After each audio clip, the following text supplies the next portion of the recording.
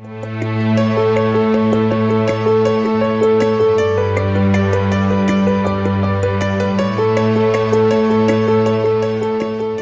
my name is Daina Middleton, and I actually am talking to you from outside of Alta, Wyoming. If you don't know where that is, it's about 30 miles outside of Jackson. I'm home today, which is great because I don't get to be home very often, and that's because I run a company that is global headquarters are in Chicago, but we have offices in 30 plus locations around the world. So I spend a lot of my time in airplanes. And Performance is a performance marketing company. So we help big brands with managing things like paid search or organic search, performance-based display, social, and mobile. So my favorite disruptive hero has to be my mom. When I was thinking about this, there's no person in my entire life who probably challenged me to think about things differently. She still does that. Continually really thinking about the whole story, not just part of the story. I think she demonstrated to me by example what it means to apply your passion to what you do in life, and that's not just from a home standpoint but also from a work standpoint, because she was a professional woman, and she really also, I think, inspired me to believe that I could do anything if I put my mind to it. I was a writer at a very early age, a writer and a speaker, probably both, at a very early age. And I would write something and she would challenge nearly every sentence, asking me questions, making me think about things differently. But it always, even though we fought, especially at like age 14, it always got to a better place because of that process.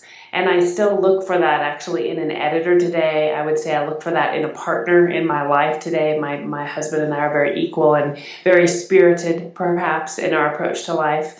And I think that all stemmed from that expectation of her of what the outcome of having a relationship like that really provides you in life.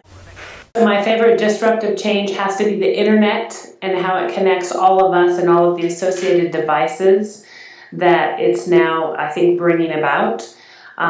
It's really interesting to me, the power of connection to humans and the impact of that. So I think we're now starting to see that in terms of everyone having a mobile phone in their pocket.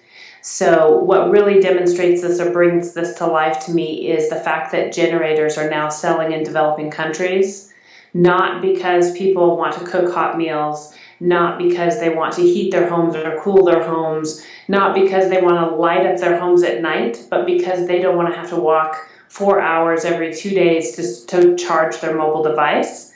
So, after centuries of having a technology like that available to do all those other things, what's prompting them to do that now is the fact that they want to continually connect with one another.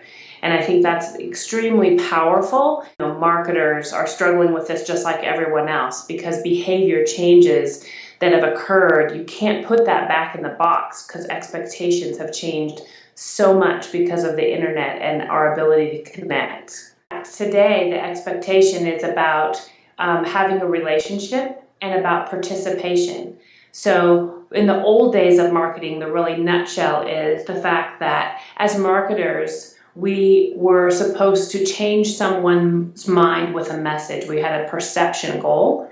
Today, the goal should be, how do we inspire others to participate?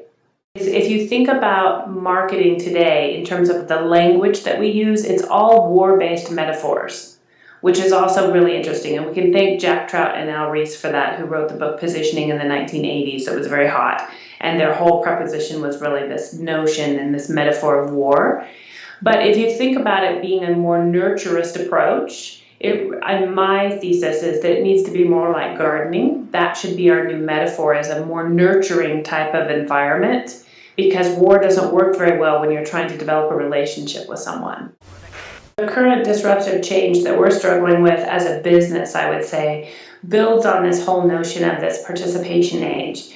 So the beginning of the participation age, if you think about it as us having expectations on how we interact with other people, now there's the capability of all of these devices that have sensors embedded that actually are starting to actually participate as well on our behalf. So the big challenge in that is how do we actually incorporate that information, that data, and start to develop even much more complex marketing ecosystem? Because not only are we just interacting with humans, we're interacting with devices that are acting on behalf of humans, which is really interesting in and of itself as well. And I think that's really where the next is where everything is going in the next phase of that participation age.